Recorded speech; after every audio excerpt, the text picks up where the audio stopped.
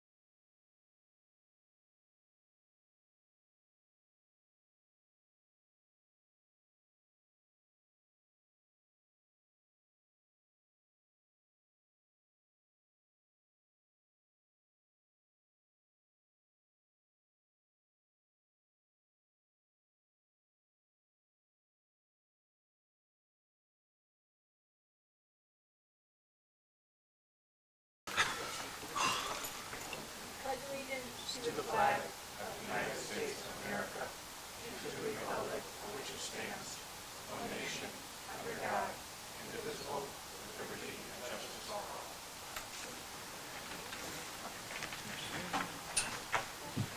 Item number 3 is public comment.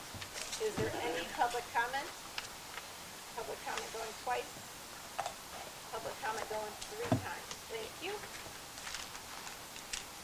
Can I have a motion to approve the minutes from the July 19, 2022 regular meeting?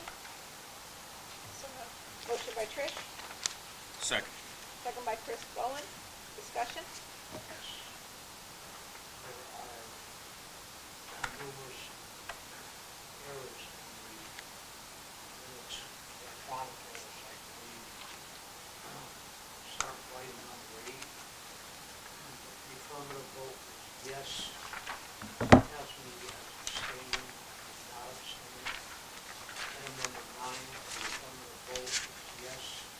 Councilman as abstaining, not abstaining. Item number 12, 11. The affirmative vote is 6. Chris Bowen abstaining. Also shows me as abstaining. I do not. Item number 12. Affirmative vote is yes. Shows me as abstaining. Item number 14. The affirmative vote is yes. It shows me as abstaining. So I'm sure that this is due to electronic error, and I would just ask that the minutes be amended to correct the So if I would just confirm, your vote was the affirmative for that. yes, it was. So then, we need to adjust our motion. I'll take that our motion. The motion. I'll amend my motion to approve the minutes, with the corrections that Mr. Lombardi had pointed out for the abstention to be affirmative. And I'll second that. I will leave that to the Okay. All in favor? Aye. Chair votes aye. Motion carries 6-0, sorry. Okay. Presentation, item number 5. Presentation by TSW Landscape Design and Fence Builders USA regarding the proposed dog park. Can you state your name and address for the record, please? Taylor Westland, 3 Red Oak Lane, Montana.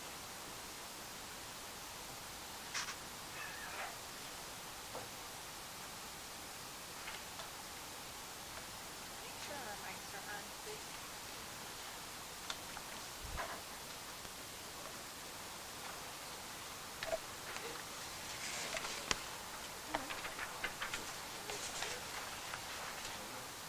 Gene, did you get his name? Taylor Westland? W.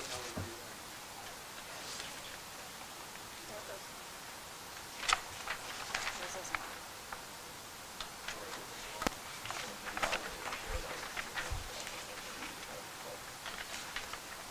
I'm gonna run upstairs and get another cord, I think there's Taylor, before you present your presentation, could you please tell the board, give the board an explanation of, why you want to do this and everything? Yep, I own TSW Landscape Design, also Fence Builders USA, town resident, have a dog. And I saw that you were thinking about bringing a dog park to Seymour. I thought it would be a big help between the two companies. I wanted to sort of do all the labor and material for all the walking trails and the fence installation at no cost to the fence. That's amazing. Thank you. Did you get that, Gene? Do you need him to? Oh, okay. No cost. At no cost.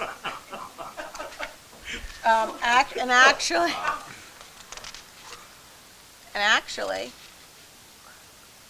we had another person reach out to me on Facebook today. I guess he wants to donate some time as well, and whatever we may need after it. So once you finish your presentation, I'll tell you who's going to do the roofing. Also is willing to donate all the milling for the walking trail and all the time.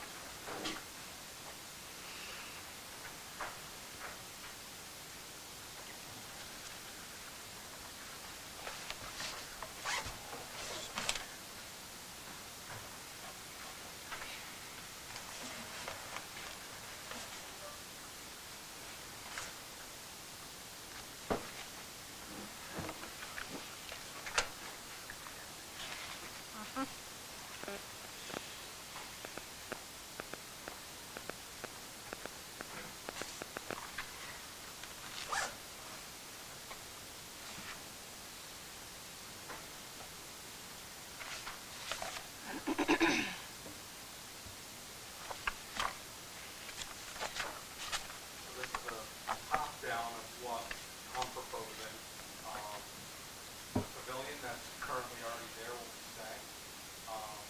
That's separated, small dog park on the left side, large dog park on the right side. There's going to be an entryway here with 2 gates. So you can come in and then you can enter the small dog park on the left and enter the large dog park on the right.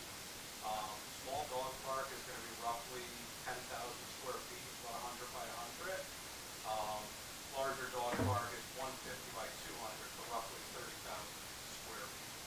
You're just over a quarter of a mile of walking trail around the whole perimeter. So the walking trail itself will be on the outside of the fence. If they don't have a dog or they want to walk their dog on leash, the entire trail will be around the outside of the fenced area.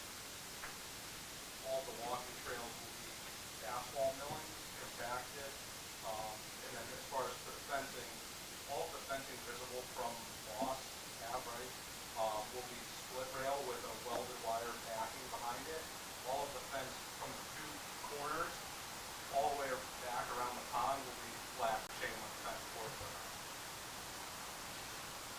We'll also be donating the 4 park benches, picnic tables here, and the 3 benches on the other side.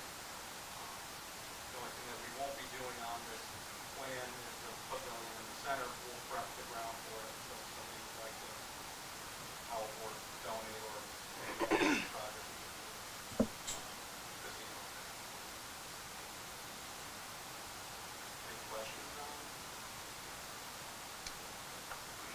So, to the right of the photo, right now, there's a field there fenced in. So would you be taking all that fencing down and planting these trees and? No. So we would be taking down the fence that's currently there. Also, our Public Works may be taking down the old fence. On the right side where the woods line is, going down this whole line, we will not be clearing anything out.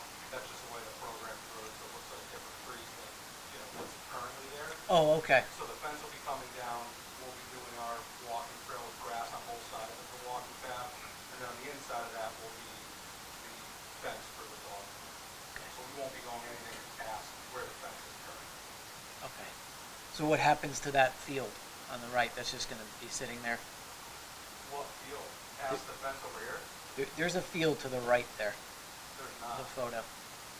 Well, there used to be. It used to be fenced in. It was a soccer field. Oh, so this whole area? Oh, yeah. That's So the that field. whole area will now be the dog park. Yes, I thought That's you what I'm meant trying to the- clarify. Oh, yeah. Yeah. This whole area. I thought you meant past the fence on the. No, right no. side. There's a little brook in there too. There's water Yeah, in there. Yeah, no. So that whole area will be Oh, great. the dog park. Good. So anything between the parking lot and this fence line, this will be not fenced in, not part of the dog park, but we're gonna create a little walking path through. Great. Yeah, the field that you're speaking of basically starts right here on the parking lot and goes all the way over. Yeah, I know it's pretty close. Yeah, The small dog parking lot is where the basketball hoops is Correct. now that are all bent and destroyed, correct? Yes. And so the asphalt will be coming out of there and will be topsoil, seed hay, plant grass in that whole area.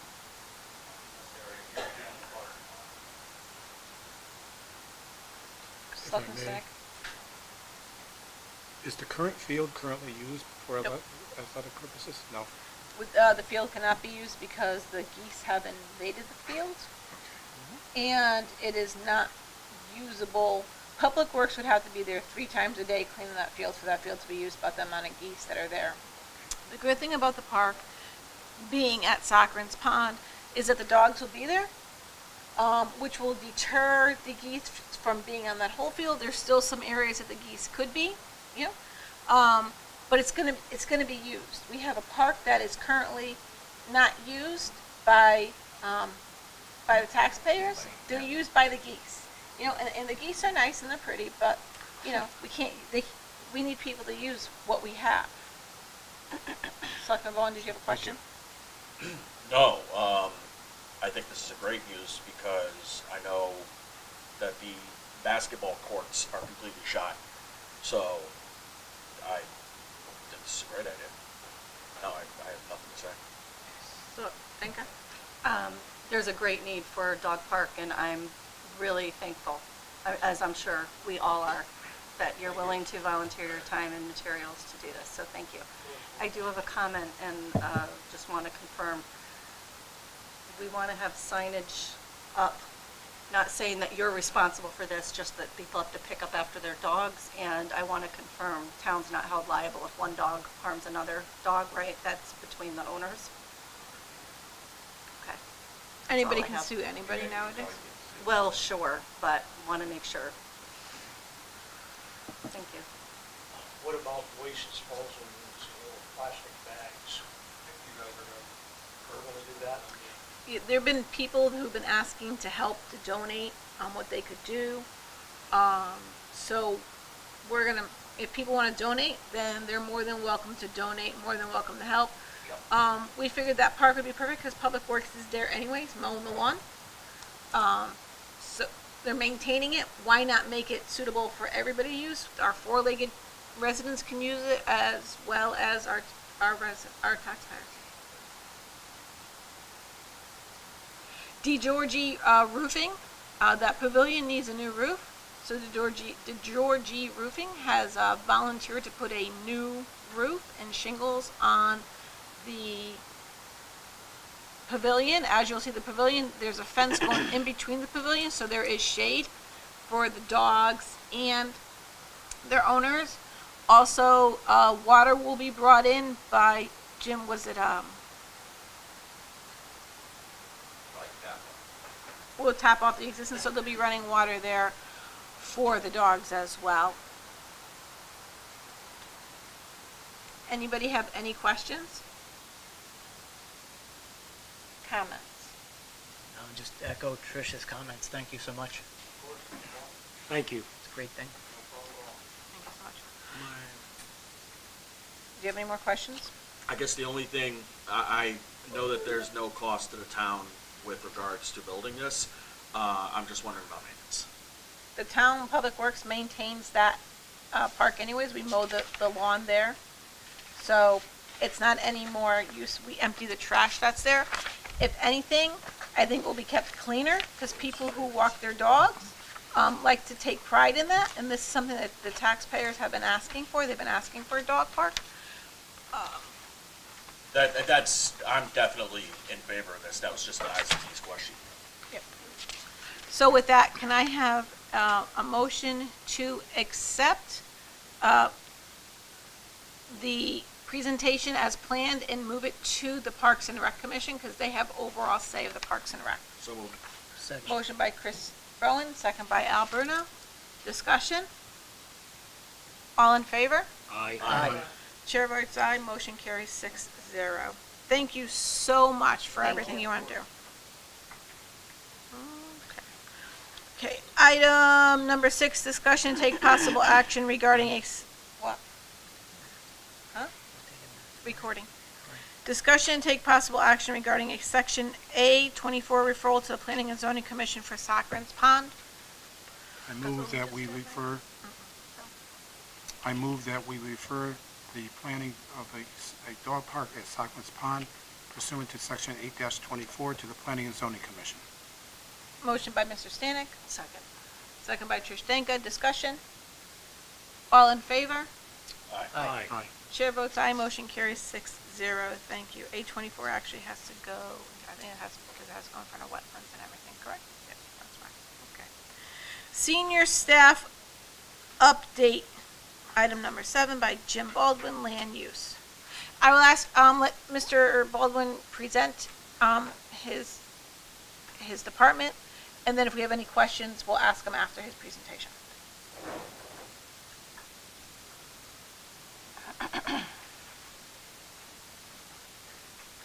Everyone. Thank you. Thanks, Jeff. Thanks. Thanks.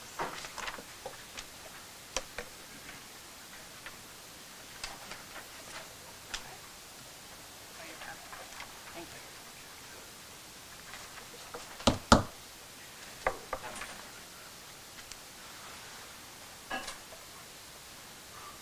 Good evening, everyone. My name is Jim Baldwin. Those of you who don't know me, I'm Director of Land Use and Code Compliance here in Town of Seymour. So I'd like to give you an update on our department, its operations, and some facts and figures that I have for you tonight. I am, again, like I said, I'm the Director of the department. I'm also the building official for the Town of Seymour.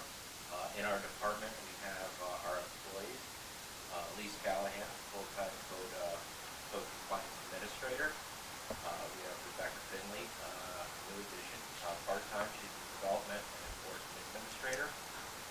Michael Margansky is our zoning enforcement and wetlands officer, as well as our blight officer. Keith Rosenfeld is our town planner. He is a employee of the COG, and he is utilized through the shared services program. And Patrick Mahoney is a per diem building official. He's a building official in Fairfield. He also acts if I'm unavailable or away. Overall, our operating budget of the I'm going to give you the numbers of the 2021-22 year that we just finished. Our operating budget for that year was $198,687. Our new budget that was approved was $210,000, $210,460. The increase is that we did fund for an additional inspector in a part-time capacity. The total construction value that was reported for the town of Seymour was $15,066,022.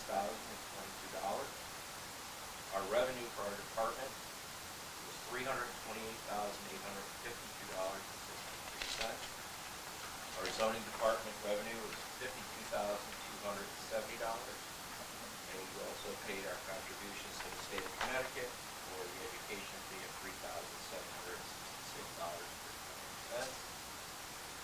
To show you the volume that we currently work at, our total inspections for building projects for the year was 661 inspections were made.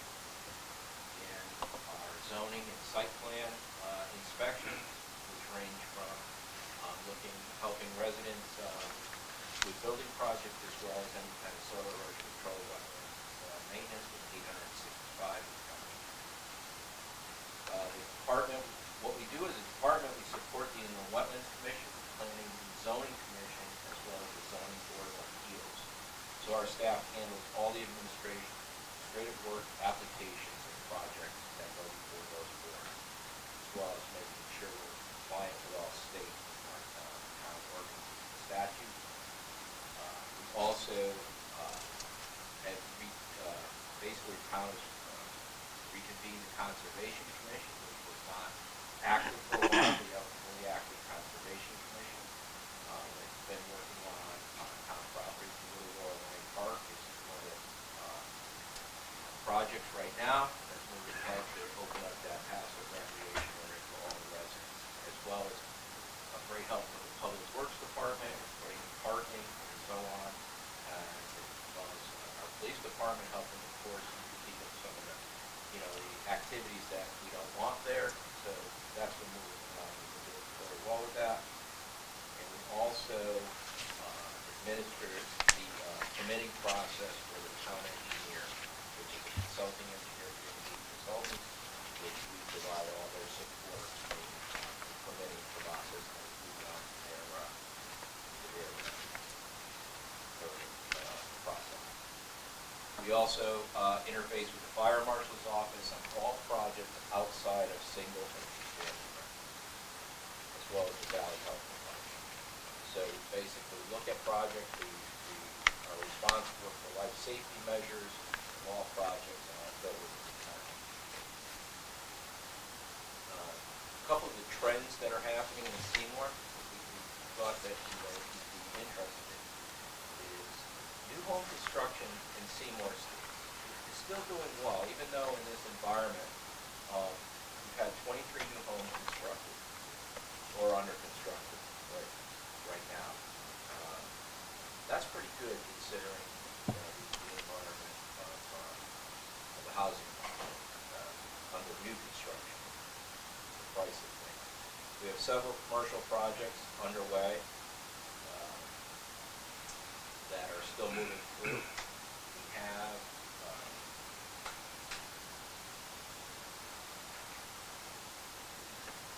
We have approved right now in the town of Seymour, we've had 90 units of affordable housing that's been approved. That's over in the Spring Street area. Some of the infrastructure work has already begun on that.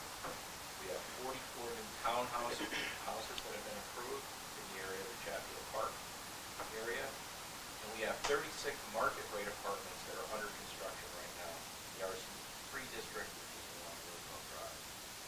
So you can see that our, compared to our single-family houses, the multifamily townhouses far outpace, and that's kind of a trend that we can see all throughout the state of Connecticut. We can see it here in the valley, and anybody that's watching Shell is probably the biggest example. They approved by the hundreds. So some of that is starting to move towards Seymour. That's what developers are looking for to actually follow through. I handed out our strategic plan that was prepared. And under our strategic plan is some of the items that we've been doing and that we'd like to continue to work on is, like I said, we did hire and we were approved by the Board of Finance the overall budget for additional staff. One of the requirements for this is solar projects, generator projects, as well as during COVID, pools and things like that. A lot of people are just making these enhancements to their house. Solar is just something that has taken off. Apartments really overwhelmed with it, but you can see it on almost everyone's house. So we really need an additional staff to help us out with that. We haven't hired anyone to actually fill that position right now, so we are actively looking. We are continuing, we're working on continuing our digitalization of our files and merging and going to electronic copies, but however, we still are required to keep our paper copies in our files. We are completely out of room with our files. Our office is consumed by file cabinets, basically have no room whatsoever. And then what we call our archives are down in the community center in the basement. They're in disarray, unfortunately, but we really haven't had a chance to put them together. So we're still really trying to work on that. We did look into software to go online. Many communities are doing that. It seems to be the way of the future. However, we did interview several companies. OpenGov, I believe, and Rory have decided it was probably the best. However, the initial cost to do that was $40,000 in the startup manner, $20,000 to continue per year, and then we were approved for $20,000 of it, but again, we fell short of being approved to actually implement. So we're looking to do that perhaps next year in our budget. Right now, I'm using a retired police car with high mileage, and had to put some money into that. For the most part, it is semi-respectable to drive, but every now and then you have to give it a push. Um, Then we move into something that we are looking into renovating the office space. Like I said, we are out of room, completely out of room. We have did some preliminary work with the help of Public Works, as well as retired facility maintenance director, and for Selectmen's office, looking at if the Pine Street Community Center is going to remain, that perhaps the newer section could be renovated quite quite fiscally responsible. We've looked to integrate the zone. All our land use departments are building office as well as the fire marshal. So basically, we'd all have our code compliance and safety inspectors on one area, as well as create a meeting room that the land use boards can use. So in case we looked at this room is the primary room for wetlands planning, zoning, and CPA. Maybe taking, and that building is utilized as open, where we're opening this and bringing janitors and things like that. Maybe we can utilize that, save the town a little bit of money on that side, and also add a meeting room as well. So we did look into that, and that's something that we should look in our strategic plan. We are looking into, again, the permit process. There's a lot to that. So really that's, and then we did update our fee schedule, and we are just a little bit under some of our neighboring towns, but we put it on a little bit of a sliding scale, so, the larger jobs didn't get really hit. So that's worked out really well. So, so we didn't want to, if someone's adding an addition to their house or something like that, we made it a little bit easier for them and a little bit less expensive. And then as the project goes up in cost, again, they're drop down, so we're not discouraging any business. That's really it. If there's any questions on our strategic plan or goals moving forward. If you want to touch on, I would like to touch on some project areas, problem areas, I should say. You're all aware we're an old mill town. A lot of our housing inventory is aging. This is causing quite a bit of concern. A lot of houses in Seymour, especially around the downtown area, as you move away, historically were beautiful homes that were built before the automobile and so on. But now as they turn over generation to generation, we are getting a lot of, and a lot of these are multifamily, 2 to 3. We're getting a lot of absentee landlords, and that's creating a big problem. The number of referrals that we get from either the fire marshal's office or the health department is increasing, and it's moving in a very, it's not moving in a good way. We try to hold accountable landlords. Many of them don't even live in town. Some of them are not even in the state. We did have a case where we did remove residents at the Trestle Tavern over here, old building. We had a serious case of neglect, and those residents were in harm's way. My department and fire marshals reacted within an hour and removed those people, and it's this is starting to be a little bit more the norm. We have several areas on Roosevelt Drive that recently have serious problems with. Landlords have orders on them, and they don't comply. We have taken the course of action through town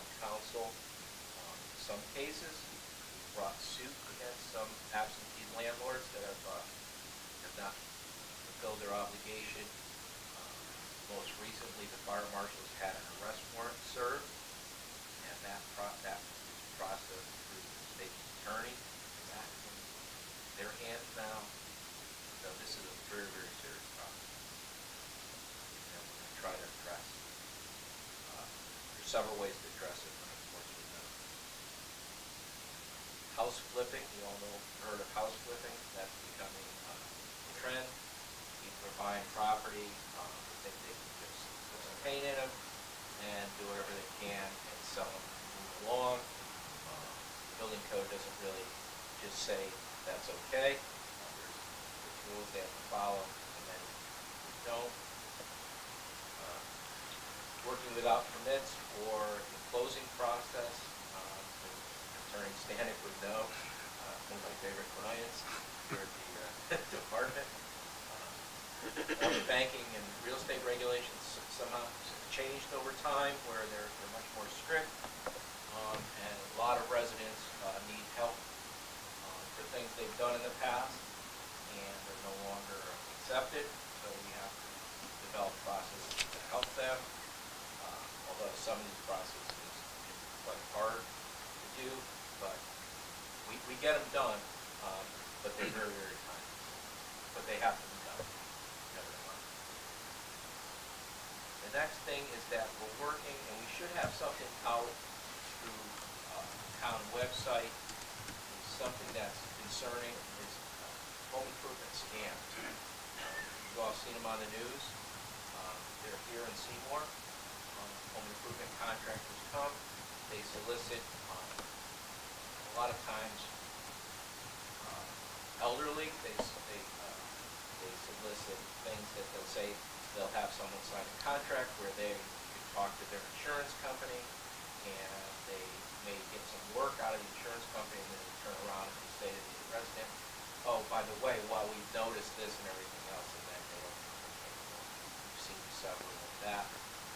We did most recently, with the help of the chief of police and his detective department, work and help a resident, elderly resident, who was a victim of some of this.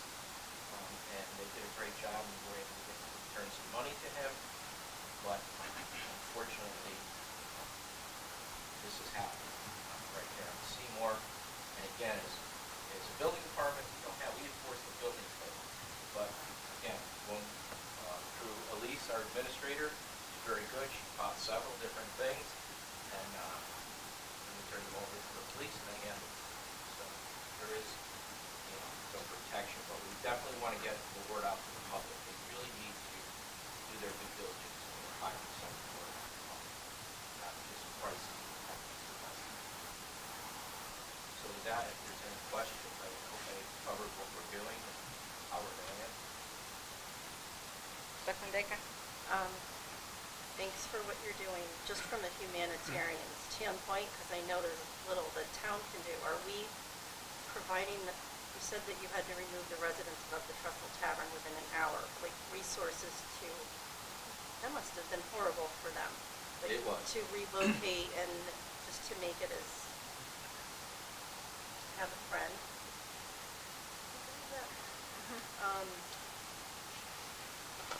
Yeah, that's concerning that that's We did, growing here.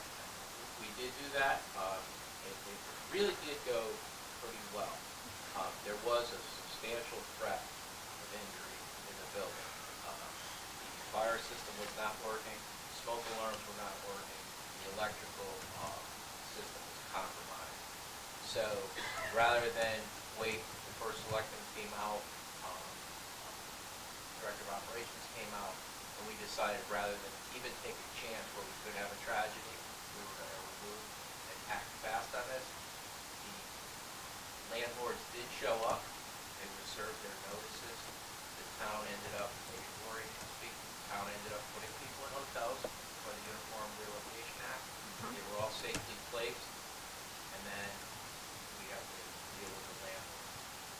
But again, I trust you did the right thing. I just want, when we have to do that, I want to make sure whatever resources we can offer to the residents as far as support or anything that we had that. we're doing that, Yeah, because I we can't absolutely imagine. did that. Now we have accounts.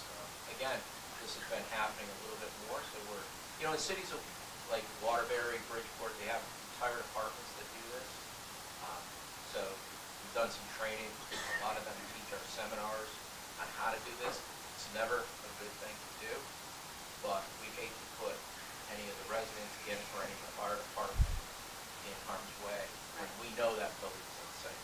And I don't know what we're legally allowed to do, or if there's anything we can do as a town, but I would personally be in support of coming up with some of the strictest penalties for absentee landlords who are unresponsive and putting residents in danger, and also anything that we can do to deter the scams that are going on. Again, I don't know from a legal standpoint what options we have, but yeah, I'd like to. Very hard. Again, working with professionals, it's a pleasure of working with people that don't, follow the rules or do this. It's not something that's not. And they take up all our time, unfortunately. That's all. Selectman Bone? Thankfully, Trish, Selectwoman Donka, addressed what was gonna be my first question. What the process is for removing people who are in these, absentee homes, if you will. I'm a little concerned about some of the other homes, multifamily homes in the area. I won't go into specifics, but, is there a process in place for multiples? I know Trestle Tavern, I believe, was a smaller property, but I'm thinking of a 5-family house and a That was seven. 7 residents? Okay, I'm thinking 9 families, 9 apartments, 5 families and apartments.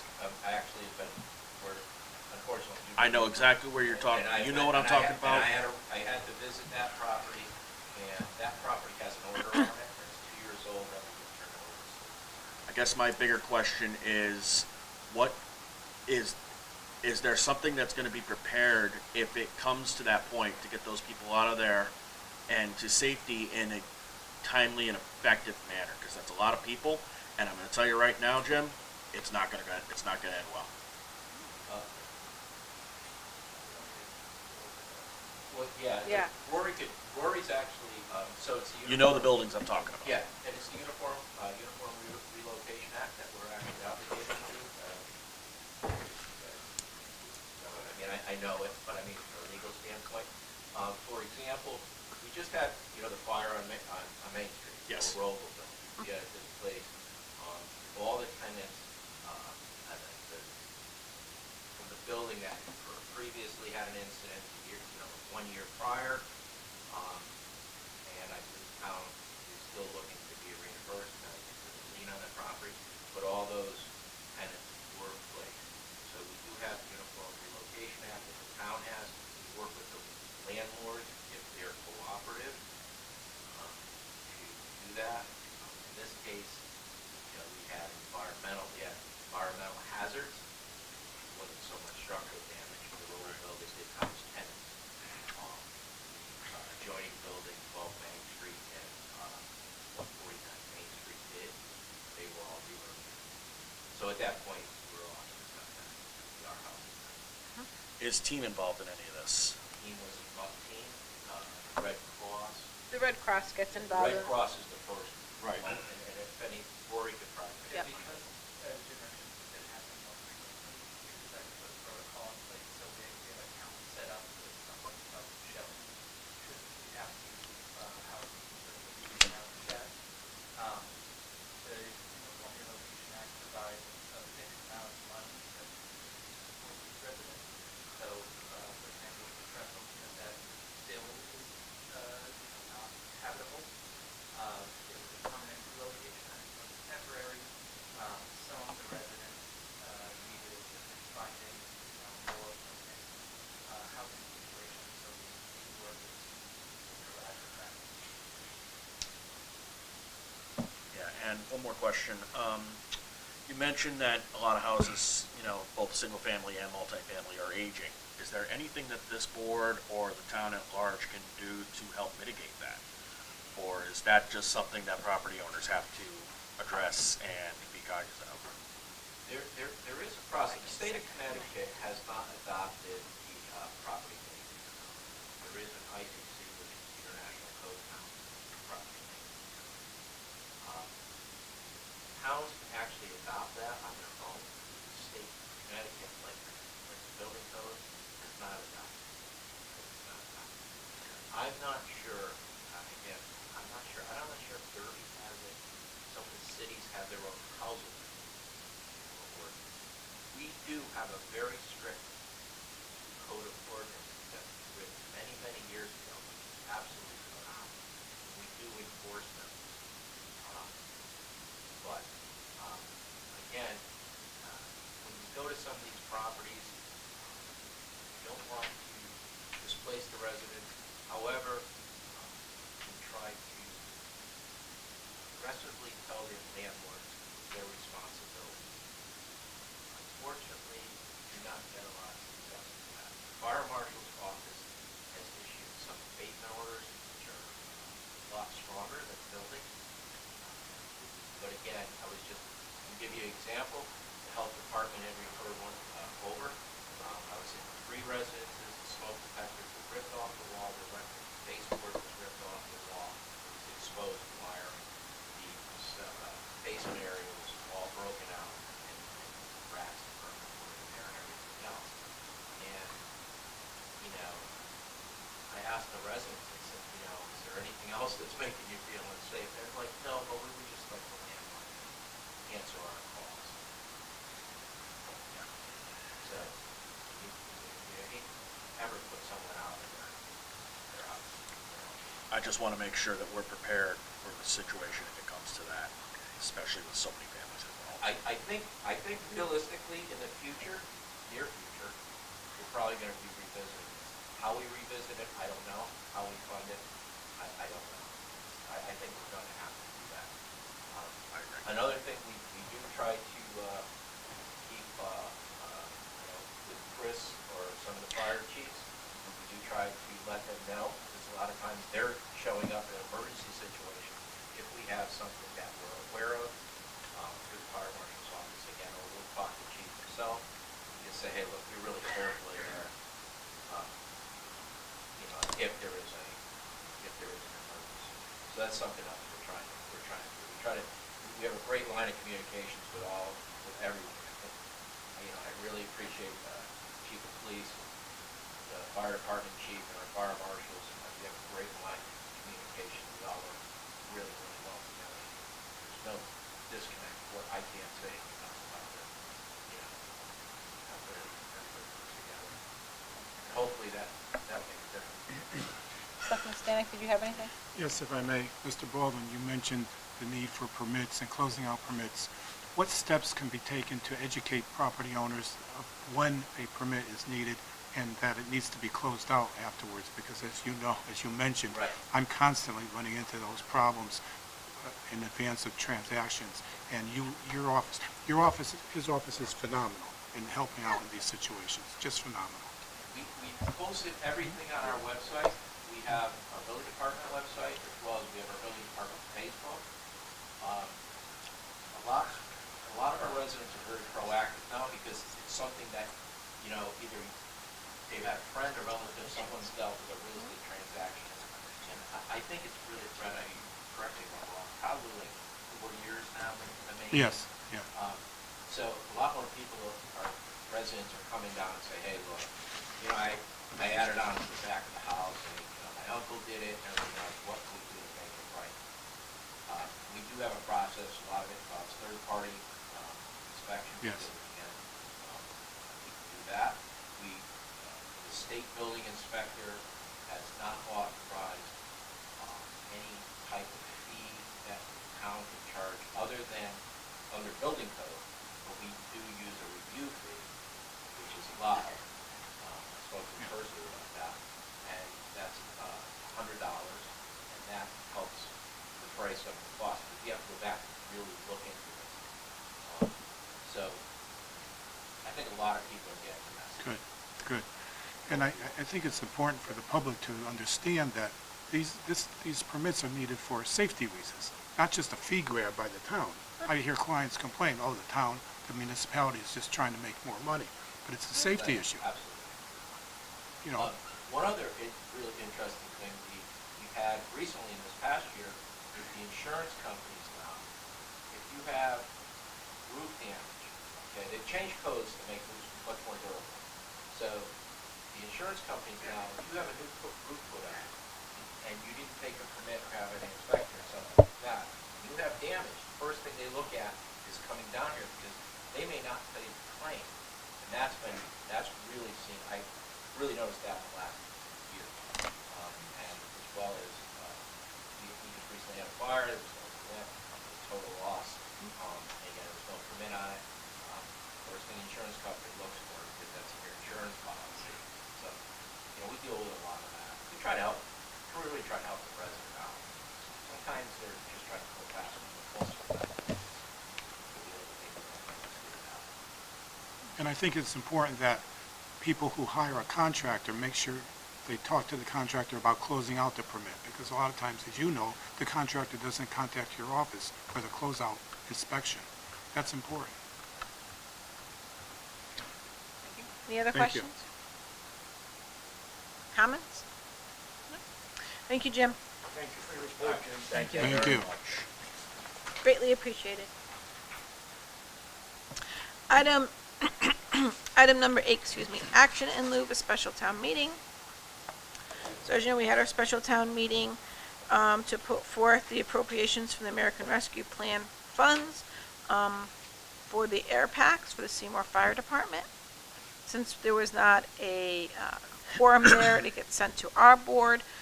So I need a motion for item number 8A. So moved. I'll make it, Pat.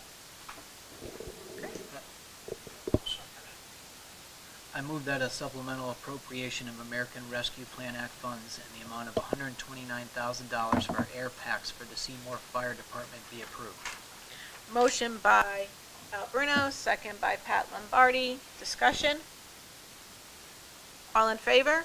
Aye. Chair votes aye, motion carries 6-0. Thank you.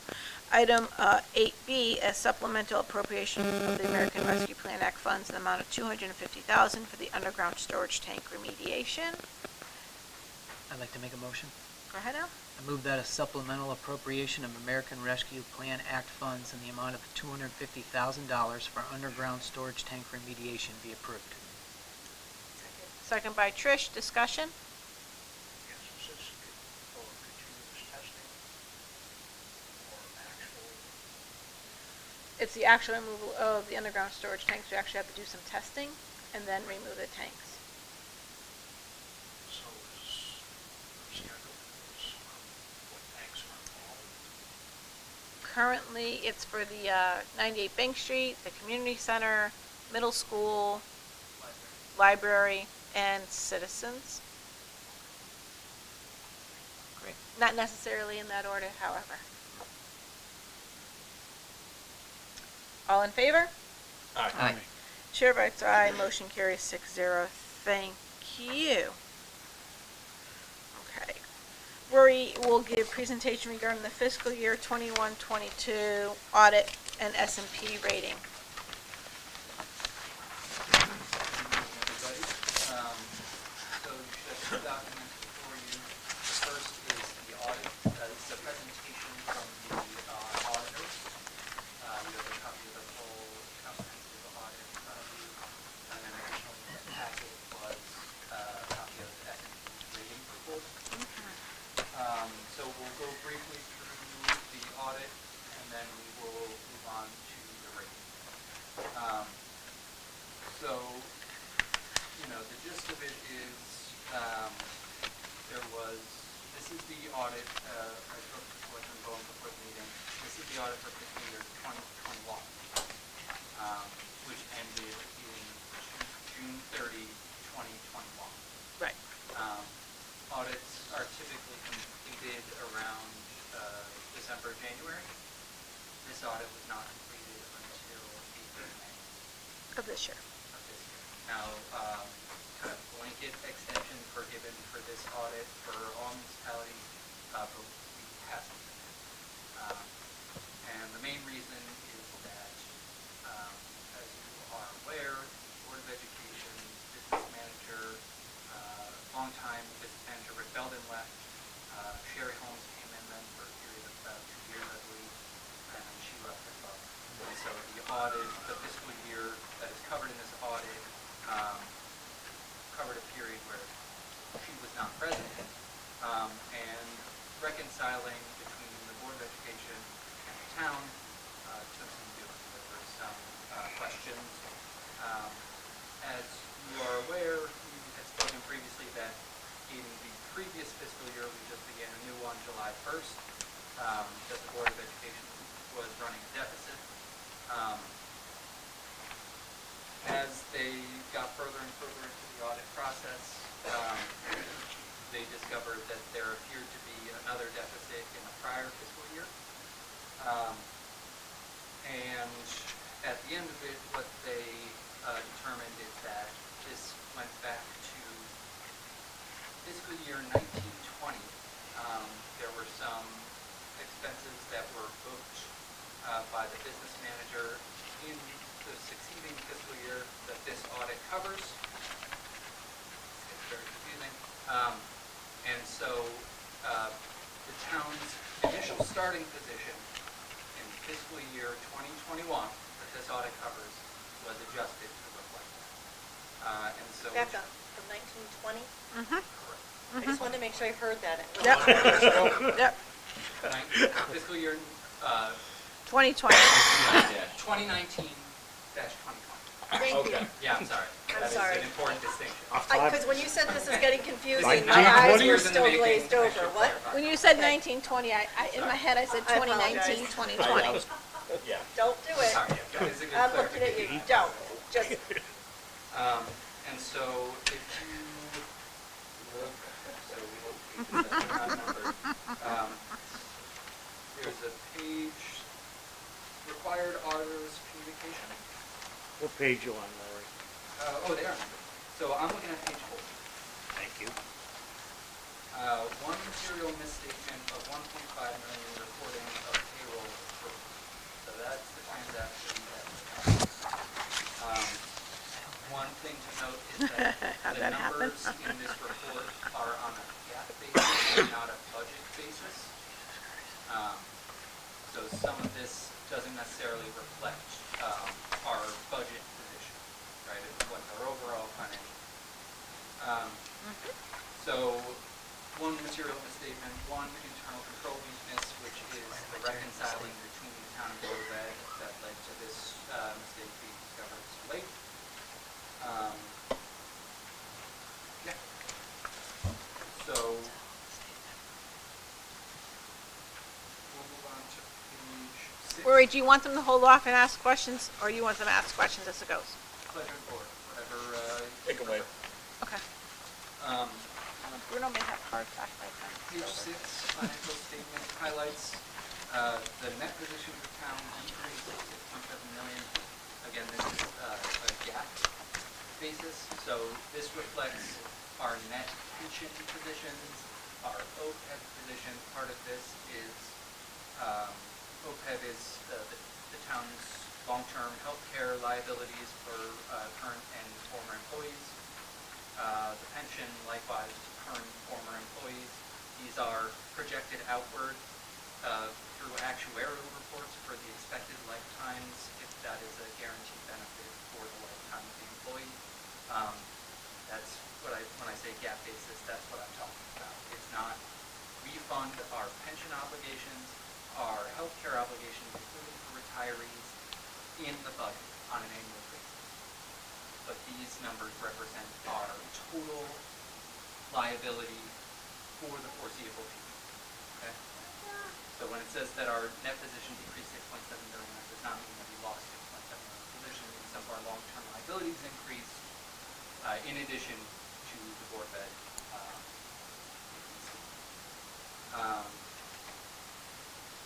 So a lot of these just page 7 just refers to where to find these in the audit reports.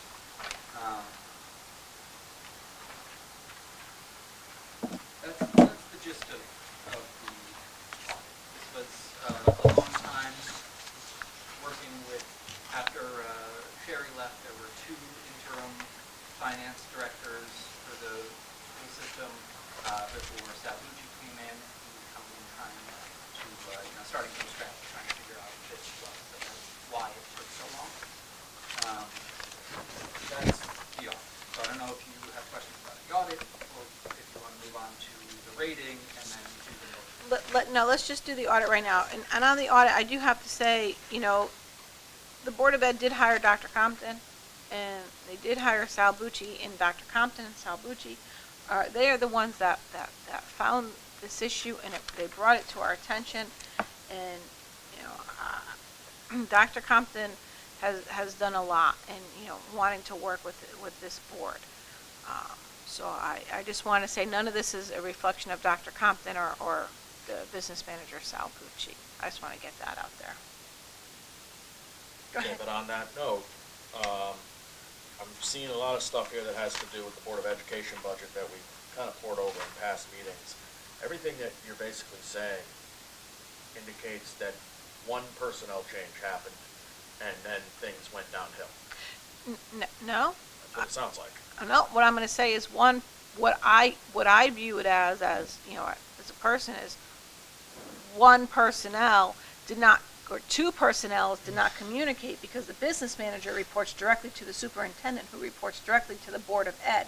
So the business manager and the superintendent were not forthcoming Right. to the Board of Ed. Okay. Hold on. My ultimate question is, what safeguards are being put in place to make sure that this doesn't, if something, I mean, businesses make bad hires all the time. Absolutely. We just made a couple. Right. My question is, what safeguards are in place to prevent this from occurring and being caught by a fortuitous future hire? Great question, and here's the answer for that. So now we have Sal Bucci, who's the business manager, sitting down with Doug Thomas, our financer, because the director of finance is actually the gatekeeper for all the monies in the town, whether the Board of Ed's budget is separate from the town or not. So now Sal Bucci has to sit down with Doug Thomas every month, and they have to balance the budget together. And then they both come to the Board of Finance, and the Board of Finance now both asks both of them the questions. Before, what it was is the Board of Finance would sit here and beat Doug Thomas up over Board of Ed questions. And we, as a board, do not see the line items for the Board of Finance. Okay, I mean, for the Board of Ed. So now, the Board of Ed has to report to the Board of Finance as well as our business manager so that we see what is going on, so we don't have this problem down the road. So now we have a catch.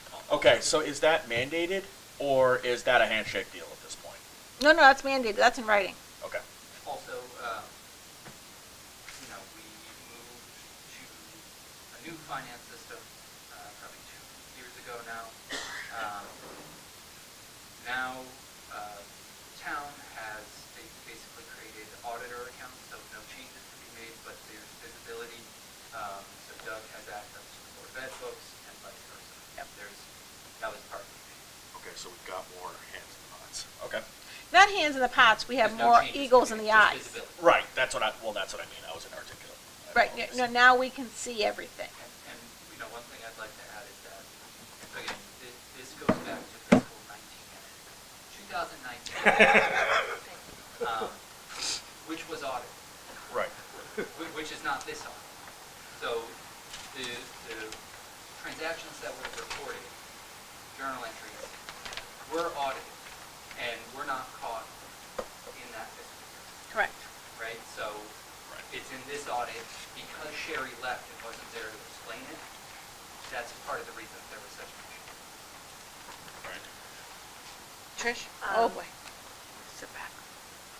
No, I'm gonna be easy, because I've already kind of beat this up before, but so Chris asked one of the questions I was going to ask, so that's good to know. What's the accountability structure if something is to go wrong again?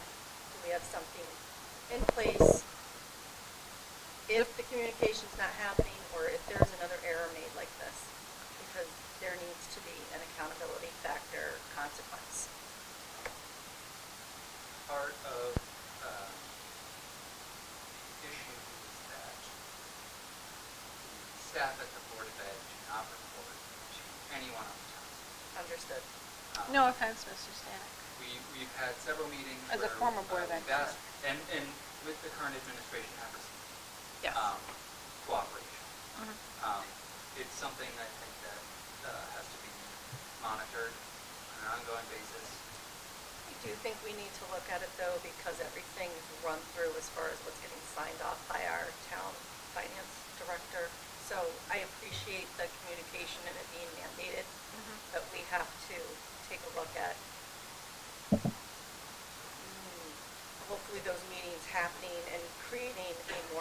creating space where it's not being done blindly, where something's not caught. Because now that we're aware and this has happened, that's where I'm saying the accountability has got to be there. In addition, that's why we sought visibility into the Board of Ed reports. Yep. Because now Doug doesn't have to wait to be, he Okay. can find it himself. And my other comment, and you don't need to answer this right now, because I know you're going to get to the rating, and I already know. We already know I'm not happy. But I will say this, we worked really hard to get where we were, which is kind of our saving grace right now in what happened and now where we're at. There has to be, I'm sure we haven't figured it all out yet, but we have to come up with some kind of strategic plan to fix it and put it back so we can get back to where we were. And I'm just gonna leave it at that and see how short and sweet it was. That was, wow. Mr. Lombardi? Okay. Any other questions on the audit? But, what is the sewer enterprise fund? That I would I'd be really interested in knowing, because a substantial increase last September of 11% this one. increase on rate, so, and supposedly this was in their capital budget, which was never presented to this board, because they just have to make us aware of it, but I'd like to know what that is. You know, one thing that I can say is that, again, these numbers represent the GAAP basis. One of the things that GAAP takes into account is depreciation, Right. and so that may be, Okay. just depreciation on it. Okay. So on to the rating. Basically, the last transaction, the last time Seymour entered the market for debt was right around COVID. If you'll remember, we had a transaction scheduled for the week that everything shut down, which ended up not going through until about May of 2020. It was about 2 years ago, so S&P triggered what they call a reconnaissance call, basically just an update since we haven't been in the market since. And so we met with them, they sent us some questions, we prepared answers, we discussed with the panel, and then they issued us a draft report. So the takeaway is that we were downgraded. When Yep. we completed the transaction in 2020, we previously were at AA plus stable. During that transaction, they put us at AA with a negative, AA plus with a negative outlook. And that, they said that was largely just because of the broader market conditions. You know, if you recall, the stock market was in the toilet at that point, so they said there wasn't enough necessarily that we did. So we were downgraded one level and put on a stable outlook. So the thing that I really want to draw your attention to is the first sentence in the second paragraph here. So S&P wants to see fund balance in excess of 10%, ideally in excess of 12%. Communities like Greenwich, they'll have around 15. Seymour historically had been pretty low. When Kurt was here, is one of the things that he focused on. He got us up to a high of, you'll see here, 11.87%. They're saying we're at 5.1%. We disagree. So I'll tell you why. Oh, go ahead, Cory. In 2017, you may remember, the governor was threatening, this is Governor Malloy, with drastic municipal aid cuts throughout the state, right? So one of the things that this board did was, OPM had sent out a survey to all municipalities asking us what our fund balances were. And so we read between the lines that figured they would take from people who could, in their view, afford it because we had reserves. So this board split up our fund balance into three separate accounts. Our general fund, which is where it resided previously, an inter-service fund, which was created because the Board of Ed, if they exceed their annual workers' comp budget, they're not allowed to have a reserve, so we created a joint reserve. We put some money there, and then debt service fund was created. We put money there. So it's about a third, a third, a third. That was how it was split up. S&P was aware another one in 2018. So twice we reviewed this with them, and they were okay. When we spoke to the panel this time, they are looking at, instead of on a budget basis, on a gap basis, and they're taking the internal service fund. If you read somewhere in this ratings report, they say that we actually have a deficit in our internal service fund, and that is due to our overall workers' comp liability, taking into account excess and all of that, of about $100,000. We have about $2 million in our internal service fund that previously they counted towards our fund balance that now they are saying they will not. And so that is why you see such a dramatic increase from 11.7 to 5. So because they're giving us their rating every year and they've changed how they're looking at it and they're using the GAAP accounting methodology, have we need to ask them what their expectations are in the future so we can adjust. Yeah, we tried to talk to them and they were not very receptive. And at that point, we could move the funds back, right? We could undo what was done in 2017. We could take everything, put it back in, find out what our net position would be on the internal service fund had we not done this. But then our deficit in internal service fund increased. So it's a matter of which factors they weigh more heavily, what they don't tell you. So it's really just a judgment call on our part. Very good question. How much of this was due to some of the damage control that we did during the pandemic? We survived the pandemic. We did very well Yeah, in the relatively pandemic. unscathed. I want to make sure, it seems like almost we're being punished partly for what Standard 4 is doing, but also partly because we used our fund balance, our very strong fund balance to get us through that pandemic with a minimum of damage. That's Keenest 101. So one part is, that we disagree with their position on our fund balance. According to Doug, on a budget basis, we're at about 9%. So it did decrease, and it decreased primarily because of the Board of Ed's deficit that was in the audit that had to be funded. Has the Conference of Municipalities started holding any meetings or having new conferences out there yet? Yeah, they've been doing primarily virtual Okay, since COVID. so they've been doing virtual. Can we start looking for something similar to what was attended years ago, where we got all of the information as to what the rating agencies were looking for? Because I want a couple of people, so there's like a dual accountability there to go to that conference. Yeah. They hold them regularly. It shouldn't be kind of like a one and done thing. So because I want to know what they're looking for, because somehow Conference Municipalities, as they're putting these together, they gather that information and they'll share it. I don't know where they're getting it from since S&P's not sharing it, but that's what helped us come up with a plan to get where we were, and that helped us improve our ratings so much. Okay, thank you.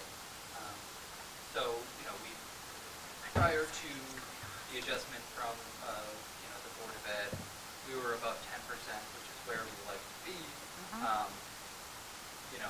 Our policy and our strategic plan for our fund balance is that if we dip below 8, which S&P references, we need to put in place a plan. Doug is running the numbers from fiscal year that just ended. Very preliminary, it'll be sometime before they're very clear, but it looks okay, even considering a transfer that will be coming from the Board of Ed to fund their deficit from that fiscal year as well. So we expect our net fund balance position to improve, but I just can't say how much, and it could change because it's very preliminary. So, the two major factors that influence this downgrade, we disagree with one, but they wouldn't listen to what we had to say, and the other is, hopefully a one-time incident, which they said Yeah, used our do reserves that right now. prior fiscal year during the pandemic, we were punished. Is there any questions? No questions? Thank you, Roy. Thank you. Rory, I have a separate question. Do we have any batteries down here? I don't think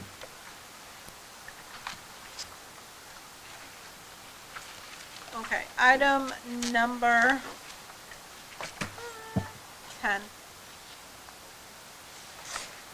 Set special town meeting Tuesday, August 16, 2022 at 6:45 PM in the Norma Drummer Room at Seymour Town Hall regarding a supplemental appropriation in excess of $100,000 for transfer Control 8 regarding the garbage collection. As you all know, if we have to spend more than $100,000, it has to go to special town meeting, right? And with the garbage collection and the rates that they've gone up at, that is going to be over $100,000, so I need a motion for that. I'll make a motion. I move that a special town meeting be set for Tuesday, August 16th, 2022 at 6:45 PM regarding a supplemental appropriation in the amount of $216,395.78 for garbage collection as set forth in Departmental Transfer Request Control Number 8. Which is in your packet. Okay, thank you. Can I have a second? A second. Second by Pat Lombardi. Discussion. All in favor? Aye. Chair votes aye, motion carries 6-0. Letter B, sorry. The supplemental appropriation in excess of $100,000 for transfer control number 9 regarding retiree health care insurance benefits. I move that a special town meeting be set for Tuesday, August 16th, 2022 at 6:45 PM regarding a supplemental appropriation in the amount of $139,345.83 for retiree health insurance as set forth in Departmental Transfer Request Control Number 9. Can I have a second? Second. Second by Pat Lombardi. Discussion. All in favor? Aye. Aye. Chair votes aye, motion carries 6-0. Number 11, discussion take possible action regarding the appropriation of American Rescue Plan Act funds for A, the community center flooring, $22,700. I'd like to make a motion. Okay, I move that an appropriation of American Rescue Plan Act funds in the amount of $22,700 for community center flooring be approved. second by Trish, discussion. All in- How much of this, what exactly is being refloored? The whole building that we're looking to? Nope. So just where the Board of Ed is moving up to in the high school. Yeah. Oh, community What's center, it- I'm sorry. Community center. Yeah. Sorry, the community center is the it's the rugs, right? It's the rugs in the community center because they're starting to lift because they're so old and they're becoming a trip hazard.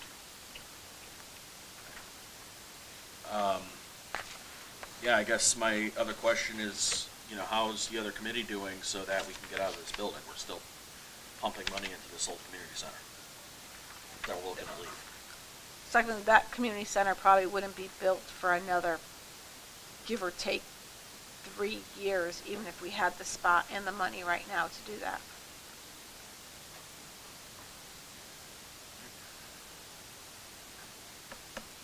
We would have to go out for bonding, that would have to go for town vote. So right now, we have to maintain what buildings we have in a safe and operational level. Well I said. ex- Well said. Then I express urgency because we are putting money into a money pit. Urgency would be going out to bond, right?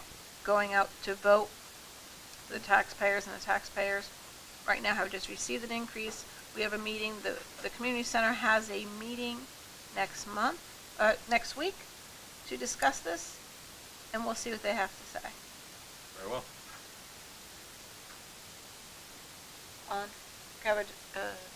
All in favor? Aye. Aye. Noes? Opposed? Chair votes aye, motion carries 6-0. Thank you. Discussion take possible action regarding the appropriation of American Rescue Plan funds regarding the Board of Ed relocation flooring. Sorry, I was on the wrong one. There we go. B. Okay. Yeah, I'd like to make a motion. I move that an appropriation of American Rescue Plan Act funds in the amount of $42,785 for Board of Education relocation flooring be approved. Second the motion. Motion by Trish, second by Fred Stanek. Discussion. Motion by Al. Motion by Al. Sorry, I'm sorry. Second by Fred. Second by Fred. Sorry, Al. I know he looks like me a little bit, you know. A little bit. I had you in my ear. It's okay. Discussion? All in favor? Aye. Chair votes aye, motion carries 6-0. 11C, Police Department and Community Center fencing for $18,490. I'd like to make a motion. I move that an appropriation of American Rescue Plan Act funds in the amount of $18,490 for Police Department and Community Center fencing be approved. Motion by Al, Seconded. second by Chris Bowen. Discussion? Can you just explain what this is? Sure, I know it's a absolutely. fence, but I'm not- The police department fencing is to go around the impoundment cars that will be kept up at the transfer station. Right, so those cars would be secure and they'll be out of the public works area, which would give them more areas to store stuff. And the fencing around the community center would be for our community center vehicle, which has had its catalytic converter stolen twice. One out of the big truck and one out of the small truck. So we'll be fencing the truck in, or the van in. You're welcome. Travis, all in favor? Oh, yeah. Aye. Chair votes aye, motion carries 6-0. Thank you. Item number 12, discussion and take possible action regarding the steep resolution. In your packet, there is a resolution for the steep grant.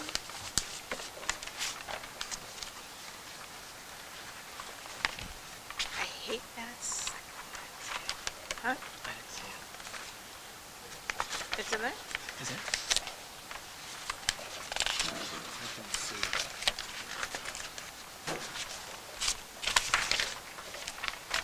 Got it. So it says, do we want us to read it or as it's put in there? I'll read it. The municipal certification and resolution steep 2022, that says, I, Leanna McMurray, Town Clerk of the Town of Seymour, a municipality organized and existing under the law of the state of Connecticut, hereby certify that the following is a true copy of the resolution adopted at the representative town meeting of said municipality at the regular monthly meeting held August 2nd, 2022.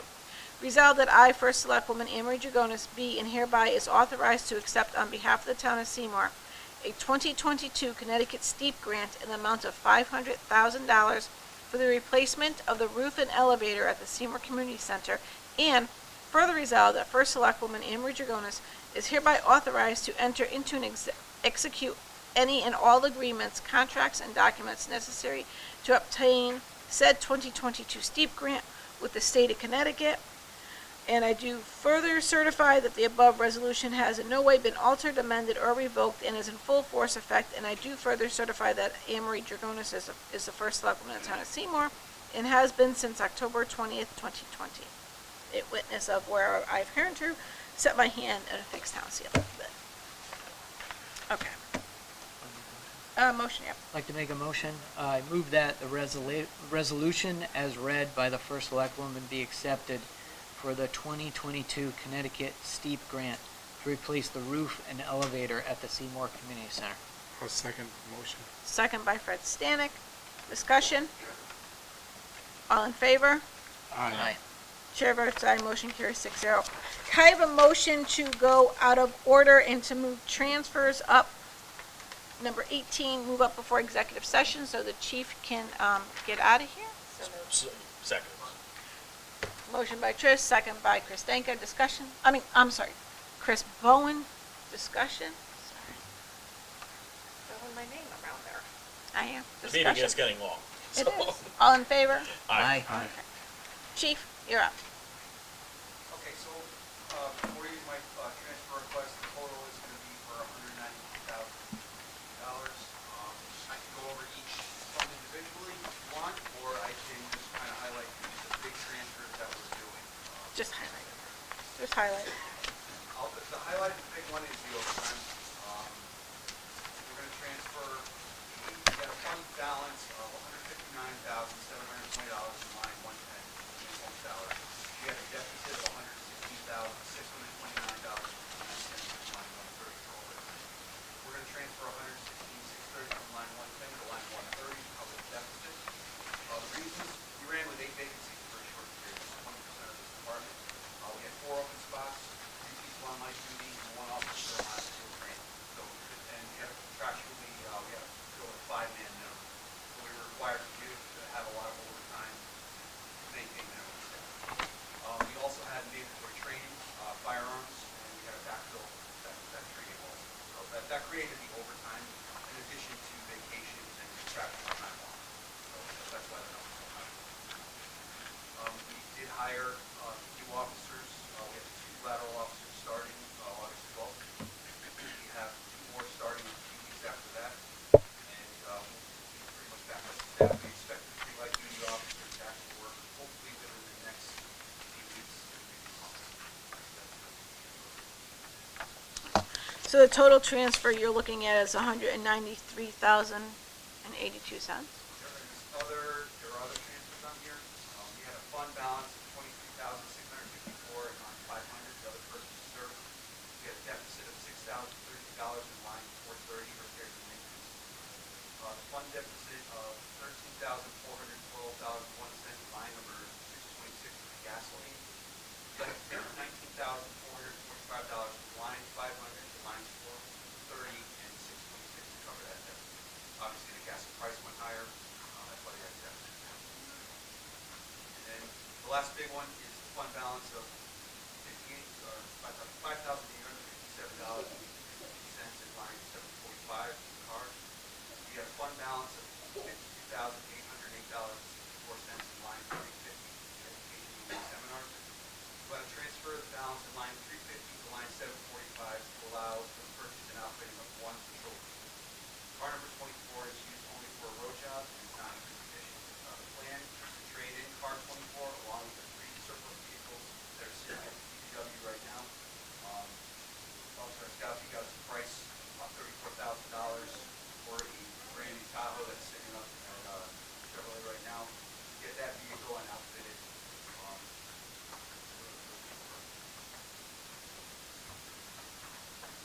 Any discussion? Just gonna ask the obvious, if I may. There's no option of other vehicle to use for the year. It'll put the vehicles that are owned by the police department. No, we have to replace, this one is not even used on a frontline basis, it's just used to sit at road jobs, it's not even falling from. And we do have some surplus vehicles sitting down at DPW that we have to get rid of. So we're getting actually a good price on the trade-in for those, plus this car, which is bringing down the price of that. And I'm sorry if I missed it, but I know you said you had 3 officers out on light duty. Is that what, I'm trying to understand how we ended up so short-staffed where so many people had to work. We have retirements. We did have 3 people go out at one time on light duty. One was from last year, she injured her shoulder, she had reconstructive surgery on a tendon, so that's taking a long time to rehab. The other 2 were searching for evidence, shooting on midnight shift, and they slipped on some rocks. One hurt her ankle, the other one hurt her. Okay. Sorry, one hurt his knee, one hurt his ankle. Okay, so between retirements and the light duty. Okay, thank you. I don't think I'll hear this for a little bit.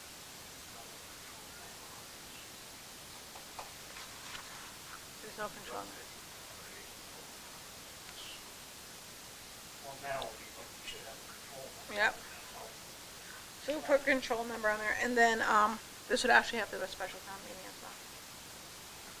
Because of the amount. It has to be a special town meeting for the amount. So we can add this to our August 2nd meeting. August 16th. With a control number on there. Okay. Any other discussions? All in favor? Aye. Aye. The motion would be to Oh, approve the sorry. drive to the special town meeting Tuesday, Yeah. August 16, 2022, at 4:45 p.m. regarding a supplemental appropriation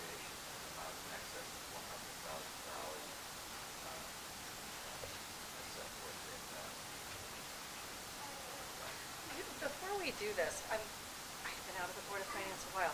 This is all interdepartmental transfers from one line, one Oh, so it GL doesn't- to another, so so it I doesn't don't have to think we go need for- to yeah. But am I That's right. wrong? Am I? Well, that's a good question. I mean, this is for year end. Yes, but it's all interdepartmental transfers from one From, GL to another. yeah, so you're not taking it out, yeah, yep, so it doesn't have to go. So now we have to approve this to go to the Board of Finance. Yes. And we can do With a that without the control. control number? No, we have to have a control number on it. So I need a motion to approve this pending a control number by Doug Thomas to send to the Board of Finance. So, Second. Motion by Trish, second by Chris Bowen. All in favor? Aye. Aye. Motion, chair votes aye, motion carries 6-0. You're gonna wanna Thank show you. up, I'm just gonna tell you, to the Board of Finance, and rather than have all of that verbiage, they're gonna want something in front of them, so what you stated, type something out for them. So they have it in their packet, I'm just giving you a heads up, okay? Do we have to, even though we said we're gonna do the transfers and, we have to go over the transfers, even though we said that they're gonna be a special town meeting for them? Yes, we do. Wait, what? What's Do the we- question? The next transfer. Which question? Because we have the transfer for insurance, right? If I'm remembering correctly now, I don't know if you guys have that installed under the interdepartmental.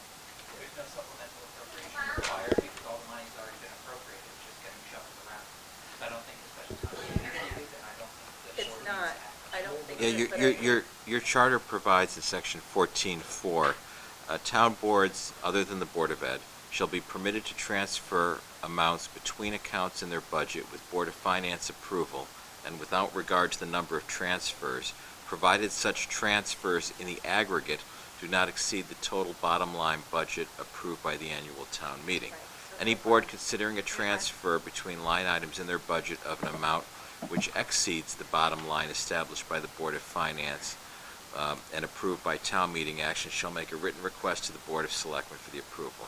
The Board of Selectmen shall forward the request with their recommendation and approval to the Board of Finance for action. In the Board of Finance. Correct. Yep. The one I have a question on, Rory, is the capital projects. There, we've got something, an amount going to, what's that, we have something coming from, but there's nothing stating where it's going. Is this going to another capital project line item? On the waste collection. Yeah, So we're taking it, so this one we would coming need. out of capital, going from capital to waste. That's when we just did the town So meeting that's a for. separate line, okay. So we don't need to look at the other transfers. Nope. Rory, those other transfers we're all set with, right?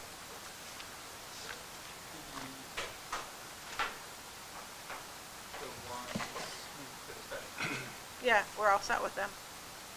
you can't act on them right away, yeah. It's a Correct, action. correct. Okay, They so referred to the special town. Mr. Lombardi just went to the bathroom for executive. Was there any other public comment? Well, I mean, Public comment now? The public comments, Well, we're in no. transfers. What are we doing? we're in transfers. We already did transfers, right? Right. We can't go into an executive session, which would be next, because Mr. Lombardi just went into the bathroom. Well, I do think, I'd like to consider moving up section 20. We've had a lot of people waiting here, Yep. including a young child. So, and it seems like the young child is losing patience. Okay. So I'm thinking we should probably move that up. All right. Can I have a motion to move public comment up to number 13? So moved. Motion by Chris Bowen. Second by Trish Bianca. Any questions, discussions? No. All in favor? Aye. Aye. Okay, public comment. She may be in the bathroom. I don't know. Chief Chris Edwards, 63 Heritage Drive. On behalf of myself and the fire department, I want to thank the board for the approval of the tax. This helps us out tremendously, and your support with that and going forward with the future purchases of those tax and masks.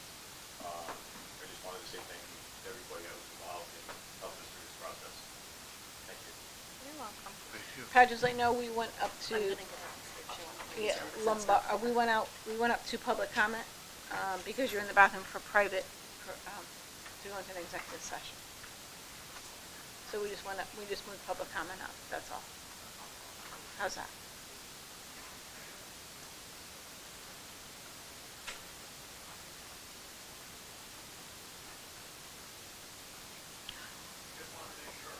Did Chris open the woman's bathroom door? I don't want to know. She's not here for public comment. Huh? She's not here for public comment. Okay. Is there any other public comment? Any other public comment going twice? Public comment going 3 times, public comment has ended. Thank you. Okay, we're now go into executive session. Can I have a motion to go into executive session? Discussing the pending claim Blight Lane 248 to 249 Roosevelt Avenue. I invite Town Council and Rory Burke in the meeting. Town Council Rich, Brian Leclerc. All members of, I said that. I said the Board of Do you want me to Selectmen say it? and Town Do you want me Council. to do Hi, it? Chief. Thanks for sticking around, guys. Enter? I just did. I had it right here for you. I got it. Yeah. So I'll make a motion that we enter an executive session to discuss a pending claim regarding 248, 249 Roosevelt Avenue. The persons in attendance that shall be the members of the Board of Selectmen, Town Attorney Brian Leclerc, Rory Burke, Chief Administrative Officer, and Steve Ditria, Administrative yes, Assistant. Steve. Quick note, is this Roosevelt? Second? So we got a, Thank you. no, We have a motion and a second. we have a motion and a second.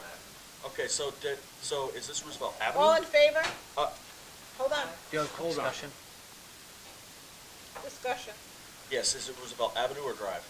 Actually, drive, I thought. See? All in favor? Aye. Okay, go ahead.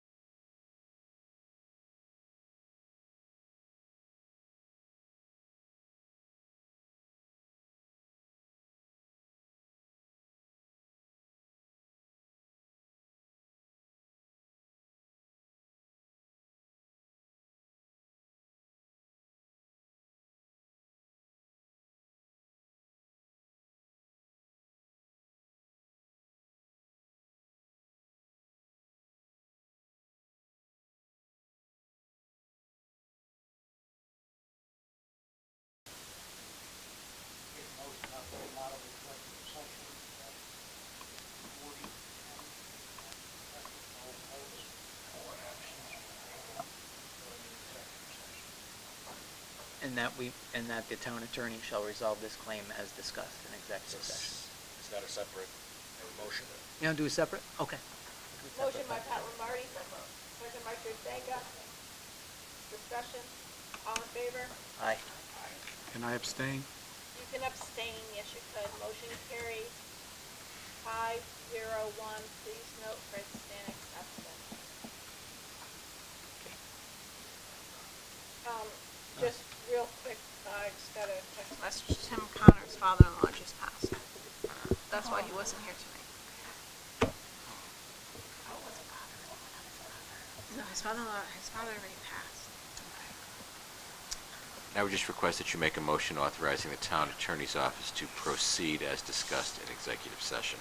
Mr. Bruno. I'd like to make a motion that the town attorney resolve this claim as discussed in executive session. Second.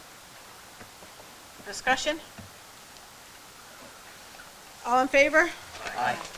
Chair votes aye, motion carries 6-0. Thank you. Okay, first Selectwoman's report. Oh my God, so much is going on. As you know, we had the dog park that was going on. We really couldn't talk about it until we had, not a contract signed, but we had a guarantee that this gentleman was gonna go through it, the company was going through with it, so we couldn't really discuss it. There is, and there are, a lot of things going on behind the scenes with different properties in town that we cannot really discuss due to legal obligations right now. What else do we have? I think that's about it right now. That's all I have. Sorry. Appointments in your package. You will find the appointments.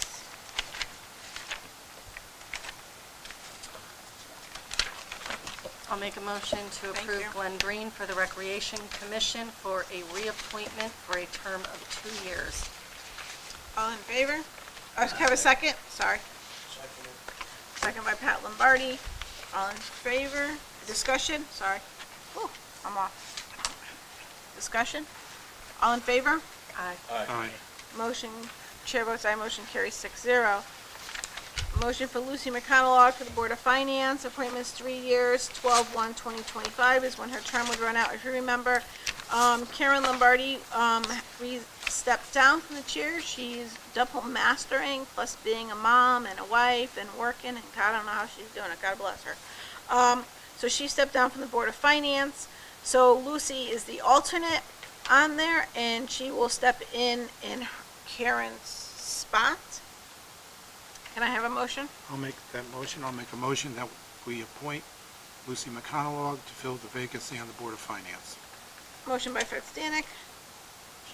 Second by Pat Lombardi. Discussion? All in favor? Aye. Aye. Opposed? So just That's fine. it's a balance of the term, correct? It's the balance of the term, yes. Yep. Motion carries. And do we know what's remaining on that term? 3 years. Yes. 2020. It is 3 years. Yep. Yep. Okay, appointments, tax refunds and abatements. In your packet, you will see the tax refund and abatements from Dana Flack, tax collector. Make a motion to accept the tax refund and abatements as presented. Motion by Trish, please review. Second by Pat Lombardi.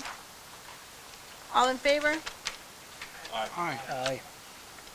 Opposed, abstain, chair votes aye, motion carries 6-0. Thank you. Correspondence.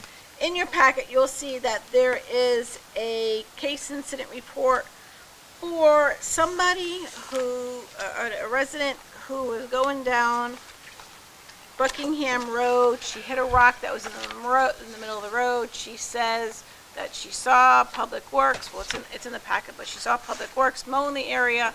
The rock must have been knocked off the wall by Public Works. She didn't actually see Public Works knock the wall off. At the end, she's just looking to see if the Board of Selectmen will vote to reimburse her for the tire that she had to put on. As you know, this goes to our insurance company, then when they reject it, it comes back to us, and it's up to this board to either accept or deny this. Yep, we don't have to reimburse it. Do we need to make Am I action on this wrong? tonight? No, I'm just. Oh, you're shaking your head no. I'm like, what? This has come before us a few times, and I will just say, I really feel for her, but without any proof, I mean, we don't have any proof that it's at the town's fault and that this was done by Public Works. We are already in a tight fiscal year under the circumstances. I really hate to set any kind of precedence when we don't have proof that it's via the fault of the town. So with a lot of empathy, I have to personally, my personal sentiments are declining the town paying for this. Okay. Yeah. I'd like to- Do we have to action this tonight? Can I make a comment? You could. Be recognized? I was getting there. Sorry. All right, go ahead. If you want to jump in. No, go ahead. All right. Yeah, I've never reimbursed for any tire issues when the town does not put on proper notice under Connecticut statute, and I'm not budging from it. I've lost 3 tires myself over the past year with our roads and issues, not Seymour on state roads. This is the cost of having a car. Feel for it, but there's no proof at all the rock came off the wall due to Public Works, so I'm going to vote no on this. Okay. Chris Bowen? Like Selectman Bruno, I don't believe in reimbursing for these type of things. We are not we're not the Fiddlesticks department. You know, oh, Fiddlesticks, something happened. That's just not our role as government, to reimburse these kind of things. So you vote? If we're actioning this, it's. We are actioning this. Well, no, we're not Oh, we need- actioning. We're in discussion. Oh, wait, do we have a motion for this? No. No, We're we're just discussion. talking. We're just talking. We're just Okay. chit-chatting. Then, yeah, if it comes to a vote, no. That piece of machinery happens to be a pretty good sized piece of machinery, that mower. And I can tell you in my discussions with, when you speak with the individual, in terms of the employment, I can speak with the Public Works Director. Because I'm not, it tells me that the individual, number one, is very experienced on this piece of machinery, and that also if a boulder that size did in fact get hit by a mower, okay, he would know it. With that, based on reports that have been presented, Okay. Did you talk? You did. I was the first to speak, without even being asked. I'm sorry. Mr. Stanek? I have no comment. No comment. Okay. Well, I put this in correspondence because the resident called me this morning and asked about it, and I said, I've been hearing the office speak about it, I heard Public Works speak about it. I would put this in front of our select board because they are the ultimate decisions on these things. So, okay. That was it. Also, Advise that no motion was made. no motion was made. Right. Also in your packet is a detour map for Holbrook Road. Holbrook Road is being worked on currently. Right now, we're taking down the trees. The road is closed currently from the Rotary all the way to Cemetery Road. Is there a copy of this online? Yep. And on Facebook. Some people can't read it. Some people had comments on it. We didn't draw the map. We didn't put the map together. That map is just there for them to realize what is closed. There are barriers up, and we ask everybody not to move the barriers. The barriers are there for a reason. I think that was it as far as correspondence goes. Selectmen, public comment. I will start with Mr. Lombardi. a very nice gesture on your part, reaching out to the family of the deceased member. We had a marker placed, let it grow, and work again. Very good with these. Thank you very much. Thank you. All done? I'm done. I heard. Yes, ma'am. Just mentioning, I know we set a special town meeting for Tuesday, August 16th. I will be away that week, so So I will will not I. be in attendance. Okay. Call. I will be in Alaska. That'll be hard. time zone, so sorry. Deputy Bruno? I'm good, thank you. No comment. Okay. Alex Stanka has mentioned to me that there's the availability of a stage platform for the Parade and Events Committee that could possibly be purchased for approximately $11,000. I'm wondering if that's something we could explore. There's actually being looked at to split the cost of the Board of Ed. Good idea. Thanks. But yes, So we'll look into we that. may hear more about that. Yep. I responded to what you said, we discussed this before.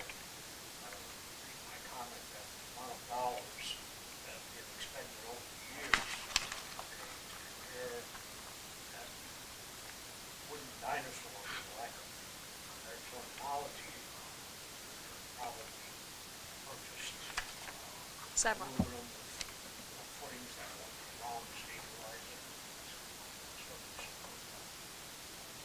And once again, we need to hold a public hearing on the gender neutral ordinance with regard to the references to male and female in our ordinances and our charter and our contracts. The ordinance committee voted to move it on to public hearing, and we've never done that. You're right. We'll put it in the September meeting. Whatever your pleasure is, just reminding us. Thank you. I want to reiterate Selectman Lombardi's statement of thanks to you, in particular, for your show of empathy with regard to the memorial that is being displaced. Those little gestures go so far with people, and I was thoroughly impressed. So thank you. I had something else, but it's too late and I'm hungry, so I forget. Whatever. I think that. All right. Angry.